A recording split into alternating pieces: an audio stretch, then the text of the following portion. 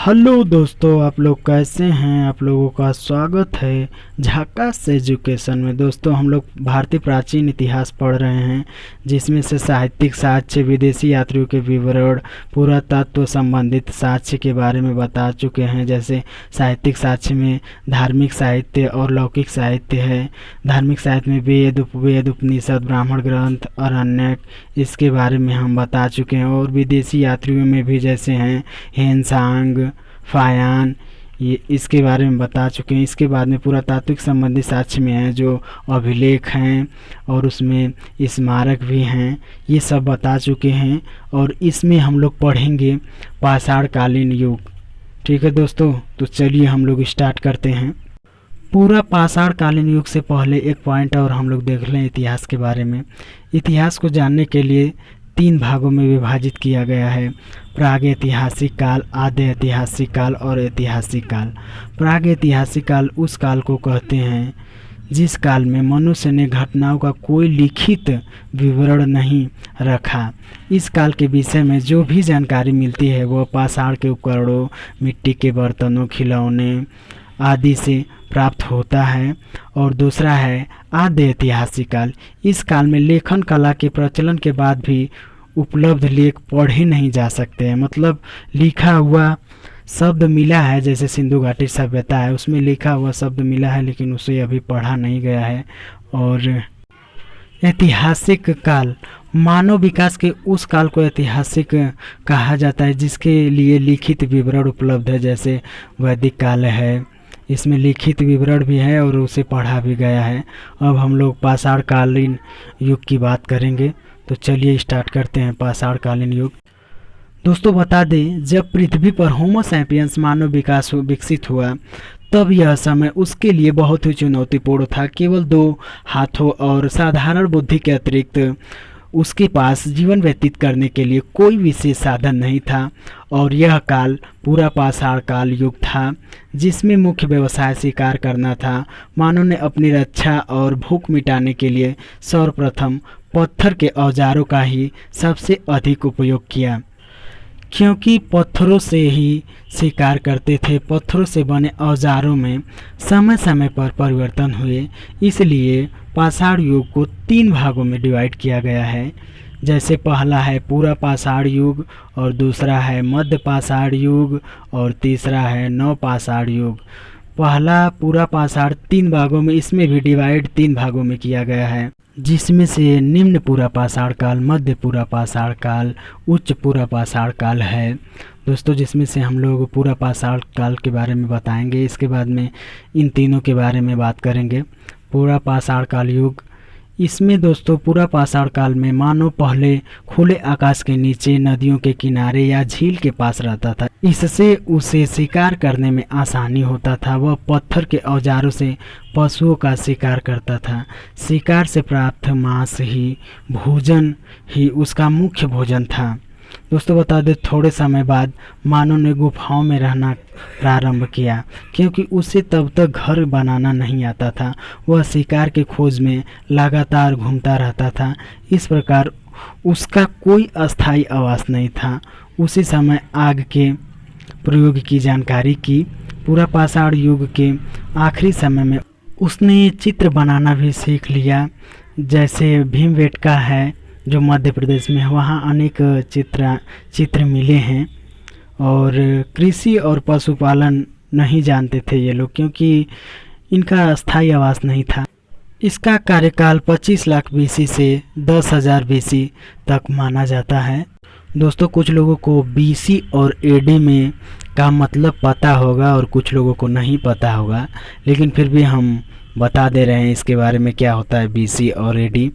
जैसे मान लो 2019 आज चल रहा है, ठीक, और 1 वर्ष पहले 2018 होगा, ठीक है, और 2 वर्ष पहले 2017 हो जाएगा, और 9 वर्ष पहले 2010 हो जाएगा, और आज से 1900 पहले 2000 हो जाएगा, और आज से 1019 साल पहले 1000 हो जाएगा, और आज से 2019 साल पहले 0 हो जाएगा। आप पूछेंगे 0 क्यों हुआ? तो ईसा मसीह के जन्म के काल से ही समय को हम लोग जोड़ते आए हैं, और उसके पहले वाले समय को हम लोग नहीं जोड़ते आए हैं। तो 0 के बाद फिर 1 2 3 4 या 100 200 300 400 होगा। तो ये वाला जो समय है ये ईसा पूर्व होता है। BC का मतलब बिफोर क्राइस्ट होता है। और ये जो है इसके बाद वाला समय ईसा मसीह के, ये ईसवी बोला जाता है।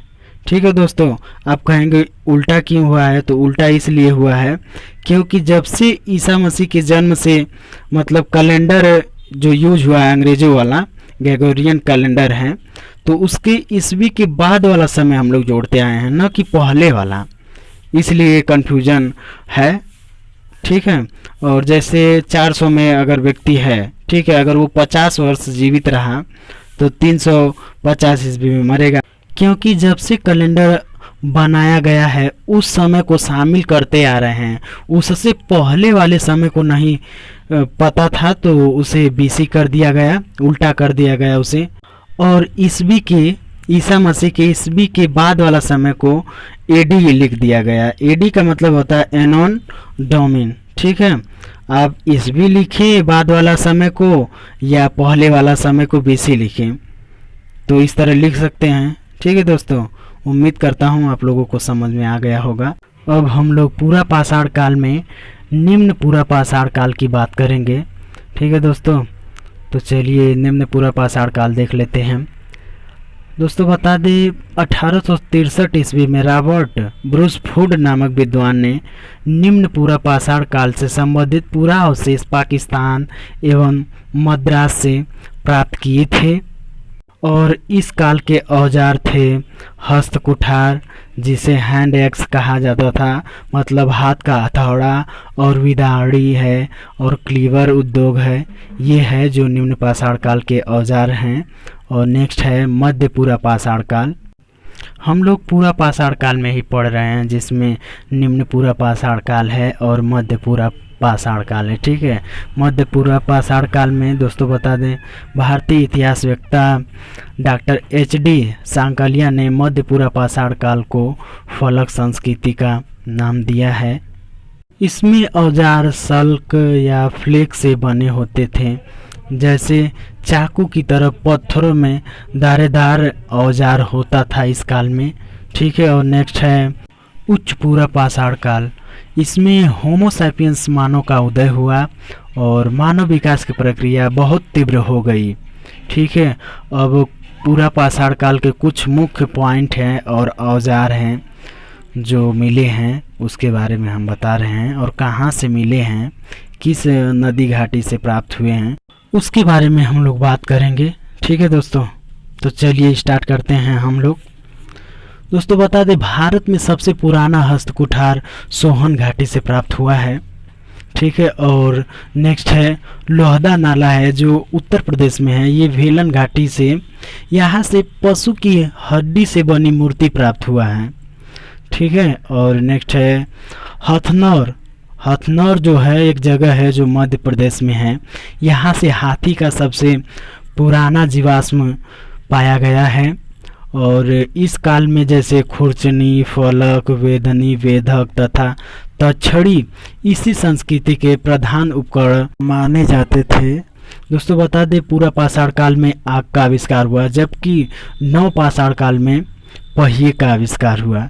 ठीक है दोस्तों, और नेक्स्ट है पूरा पाषाण काल में मानव आखेटक यानी शिकारी एवं खाद्य संग्रहक था। और इस युग की दो विश्वव्यापी विशेषता थी, जैसे नए चकमक उद्योग की स्थापना और आधुनिक प्रारूप के मानव होमो सैपियंस का उदय हुआ। और दोस्तों बताए थे वो, जैसे मध्य प्रदेश के भोपाल नगर में के पास भीमबेटका से गुफाएं मिली हैं, जिसमें विभिन्न कालों की चित्रकारी देखने को मिलती है। दोस्तों बता दें पूरा पाषाण काल में मानव कृषि और पशुपालन नहीं जानता था। बस इतना ही है पूरा पाषाण काल में। अब हम लोग नेक्स्ट बात करेंगे मध्य पूरा पाषाण काल। ठीक है दोस्तों, पूरा पाषाण काल 3 भागों में डिवाइड हुआ था, निम्न पूरा पाषाण काल और मध्य पूरा पाषाण काल और उच्च पूरा पाषाण काल। तो ये पूरा पाषाण में ये खत्म हो गया है, इसके बारे में हम बता दिए हैं। और इसके बाद में मध्य पूरा पाषाण काल में हम लोग पढ़ेंगे। मध्य पाषाण काल में इसका समय 10,000 बीसी से 4,000 बीसी माना गया है। इस काल में प्रयुक्त होने वाले पत्थर छोटे छोटे होते थे, जिन्हें माइक्रोलिथ या लघु पाषाण उपकरण कहते हैं। दोस्तों बता दें, भारत में सबसे पहले लघु पाषाण उपकरण 1867 ईस्वी में विंध्य क्षेत्र में CL कार्लाइल द्वारा खोजा गया। मध्य पाषाण में जो उपकरण हैं, मुख्य उपकरण है, उसके बारे में जान लें। जैसे इसमें औजार हैं, जैसे एक धर, फलक, बेधनी आदि थे, और प्रक्षेपास्त्र तकनीकी का विकास हुआ, जिससे तीर कमान का प्रचलन प्रारंभ हुआ इस काल में। दोस्तों मध्य पाषाण काल में कृषि और पशुपालन की ओर मानव आकर्षित हो रहे थे, और इसमें मध्य पाषाण काल और नव पाषाण काल संक्रमण का काल रहा है, ऐसा माना जाता है। नेक्स्ट हम लोग बात करेंगे नव पाषाण काल के बारे में। दोस्तों बता दें, इसका समय कार्यकाल माना जाता है 10,000 बीसी से 1,000 बीसी, और नव पाषाण काल में सर्वप्रथम 1860 ईस्वी में ली सुमेरियन ने इस काल का प्रथम प्रस्तर उपकरण उत्तर प्रदेश की टोंस नदी की घाटी में प्राप्त किया, और इसके बाद में 1872 ईस्वी में लिबनियन फ्रेजर ने कर्नाटक के बेलारी क्षेत्र को दक्षिण भारत के उत्तर पाषाणकालीन सभ्यता का मुख्य स्थल घोषित किया, और कुछ अतिरिक्त सभ्यता के मुख्य केंद्र हैं, जैसे कश्मीर, सिंधु प्रदेश, बिहार, झारखंड, उत्तर प्रदेश, आंध्र प्रदेश, छत्तीसगढ़, असम आदि हैं। अब नव पाषाण के कुछ मुख्य पॉइंट है, उसके बारे में बताएंगे। इसमें अस्थायी निवास की अवधारणा आई नव पाषाण काल में, और मानव ने कुत्तों को सर्वप्रथम पालतू जानवर बनाया।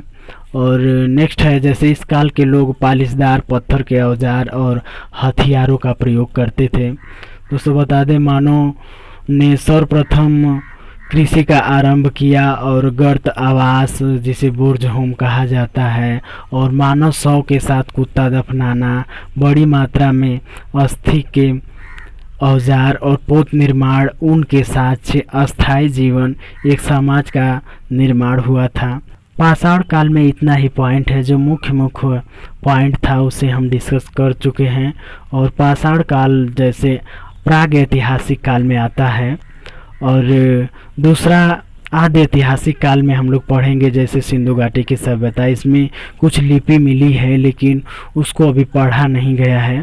ठीक है दोस्तों, अब हम लोग नेक्स्ट वीडियो में मिलेंगे। वीडियो देखने के लिए और टाइम देने के लिए थैंक्स आप लोगों को।